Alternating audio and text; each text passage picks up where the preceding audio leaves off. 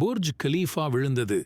இந்த 3 விஷயங்கள் செய்யப்பட்டுள்ளதால் இந்த மாதிரி ஒரு வார்த்தைய நீங்க கேட்டிருக்கவே மாட்டீங்க. புர்ஜ் கலீஃபா உலகின் மிகப்பெரிய கட்டிடம் என்று பலர் கூறுகிறார்கள். அது கட்டப்பட்டது துபாயின் மணல் மண்ணில். இதன் காரணமாக அது எப்போது வேண்டுமானாலும் தரையில் விழுந்து இடிந்து விழலாம். துபாயில் நிலநடுக்கம் ஏற்பட்டால் முழுமையாக உடைந்துவிடும். இது போன்ற விஷயங்கள் பேசப்படுகின்றன. இந்த காரணத்திற்காக புர்ஜ் கலீஃபா விழுந்தால் அது யாரும் நினைக்காத அளவுக்கு துபாய்க்கு பெரிய இழப்பு ஏற்படுத்தும் என்பது துபாய் அரசாங்கத்திற்கும் தெரியும்.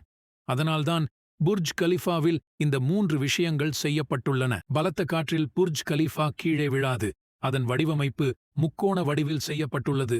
புர்ஜ் கலிஃபா மீதான அழுத்தம் காற்றை கிழித்து விளக்கும் தன்மை உடையது. இரண்டாவதாக, புர்ஜ் கலிஃபாவின் அடித்தளத்தில் 132 குழாய்கள் போடப்பட்டுள்ளன. மேலும் ஒவ்வொரு குழாயும் 150 அடி நீளமானது. அதுமட்டுமில்லாமல் புர்ஜ் கலீஃபாவின் அடித்தளம் புர்ஜ் கலீஃபா போன்ற 3 கட்டிடங்களின் எடையை எளிதில் தாங்கும். மூன்றாவதாக, புர்ஜ் கலீஃபாவின் காற்றியக்கவியல் நிலைப்புத்தன்மை, வடிவமைப்பு, வலிமை போன்றவை புர்ஜ் கலீஃபாவை மேலும் வலுவாக்குகிறது. அதனால்தான் புர்ஜ் கலீஃபா விழும் என்ற கேள்விக்கே இடமில்லை.